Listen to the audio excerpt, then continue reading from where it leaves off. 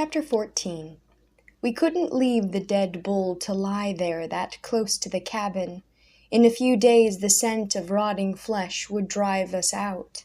Also, the carcass lay too close to the spring. Mamma was afraid it would foul up our drinking water. "We'll have to try to drag it farther from the cabin and burn it," she said. "Burn it?" I said in surprise.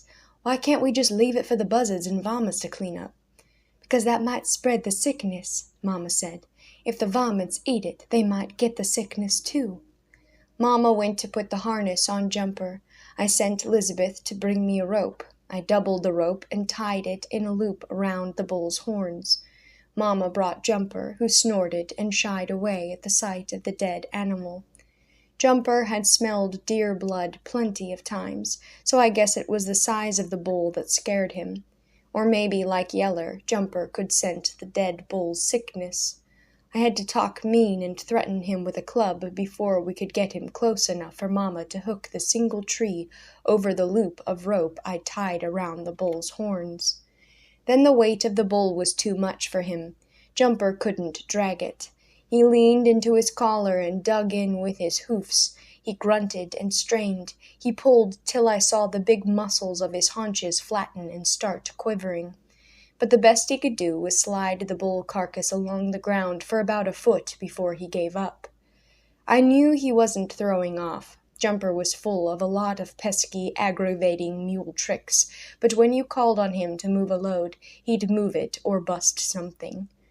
I called on him again. I drove him at a different angle from the load, hoping he'd have better luck. He didn't. He threw everything he had into the collar, and all he did was pop a link out of his right trace chain. The flying link whistled past my ear with the speed of a bullet. It would have killed me just as dead if it had hit me. Well, that was it. There was no moving the dead bull now. We could patch up that broken trace for pulling an ordinary load, but it would never be strong enough to pull this one, even if Jumper was. I looked at Mamma. She shook her head. "I guess there's nothing we can do but burn it here," she said. "But it's going to take a sight of wood gathering." I did too. We'd lived there long enough to use up all the dead wood close to the cabin. Now Mamma and Elizabeth had to go way out into the brush for it. I got a piece of rawhide string and patched up the trace chain, and Mamma and Elizabeth used Jumper to drag up big dead logs. I helped them pile the logs on top of the bull. We piled them up till we had the carcass completely covered, then set fire to them. In a little bit the fire was roaring. Sheets of hot flame shot high into the air. The heat and the stench of burnt hair and scorching hide drove us back. It was the biggest fire I'd ever seen. I thought there was fire enough there to burn 3 bulls, but when it began to die down a couple of hours later, the bull carcass wasn't half burnt up. Mamma and Elizabeth went back to dragging up more wood. It took 2 days and nights to burn up that bull. We worked all day long each day, with Mamma and Elizabeth dragging up the wood and me feeding the stinking fire. Then at night we could hardly sleep. This was because of the howling and snarling and fighting of the wolves lured to the place by the scent of the roasting meat. The wolves didn't get any of it. They were too afraid of the hot fire, but that didn't keep them from gathering for miles around and making the nights hideous with their howlings and snarlings. And all night long, both nights, Old Yeller crippled back and forth between the fire and the cabin, baying savagely, warning the wolves to keep away.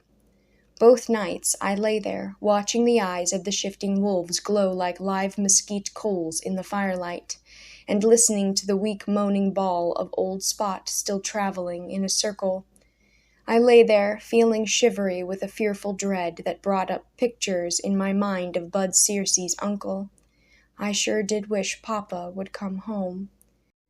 As soon as the job of burning the bull was over, Mamma told us we had to do the same for the Spot heifer. That was all Mamma said about it, but I could tell by the look in her eyes how much she hated to give up. She'd had great hopes for Spot's making us a real milk cow, especially after Old Yeller had gentled her so fast. But that was all gone now. Mamma looked tired and more worried than I think I'd ever seen her.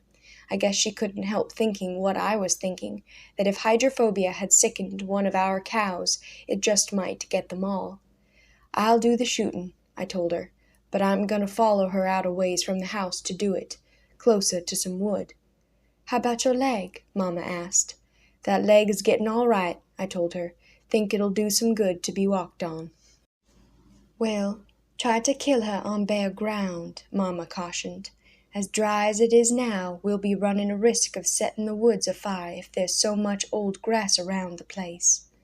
I waited till Spot circled past the cabin again, then took my gun and followed her, keeping a safe distance behind.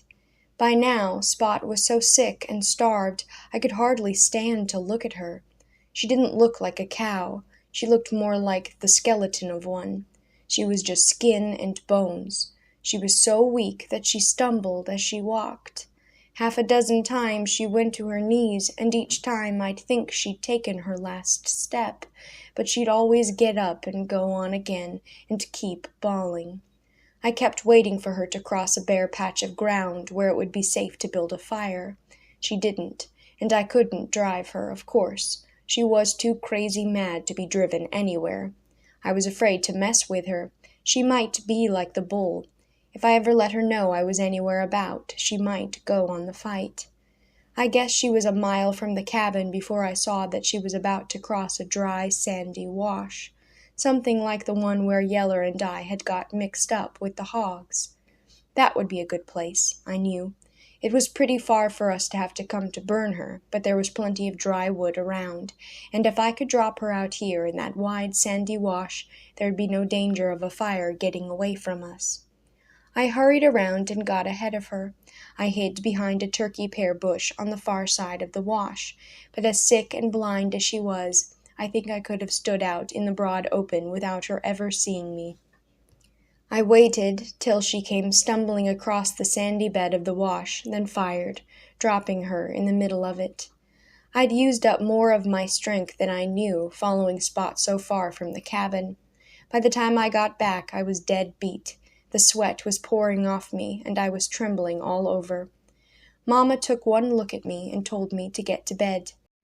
"We'll go start the burning," she said. "You stay on that leg any longer and it'll start swelling again." I didn't argue. I knew I was too weak and tired to take another walk that far without rest. So I told Mama where to find Spot and told her to leave little Arliss with me, and watched her and Lisbeth head out, both mounted on Jumper. Mama was carrying a pan full of live coals to start the fire with. At the last minute, Yeller got up off his cowhide. He stood watching them a minute, like he was trying to make up his mind about something. Then he went trotting after them. He was still thin and rough-looking and crippling pretty badly in one leg, but I figured he knew better than I did whether or not he was able to travel. I didn't call him back. As it turned out, it's a good thing I didn't. Only afterward, I wished 1,000 times that I could have had some way of looking ahead to what was going to happen. Then I would have done everything I could do to keep all of them from going. With little Arliss to look after, I sure didn't mean to drop off to sleep. But I did, and slept till sundown, when suddenly I jerked awake, feeling guilty about leaving him alone so long. I needn't have worried. Little Arliss was right out there in the yard, playing with the speckled pup. They had themselves a game going.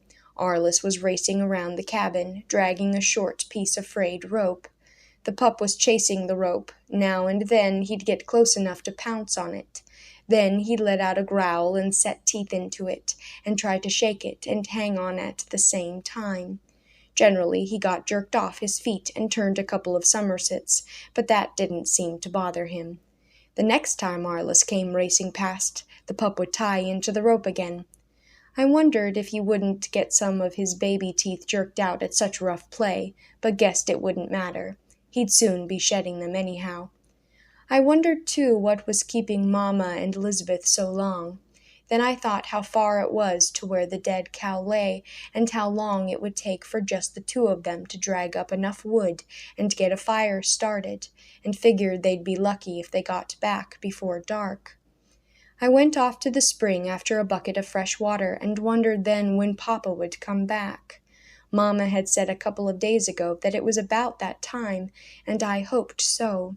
For one thing, I could hardly wait to see what sort of horse Papa was going to bring me. But mainly, this hydrophobia plague had me scared.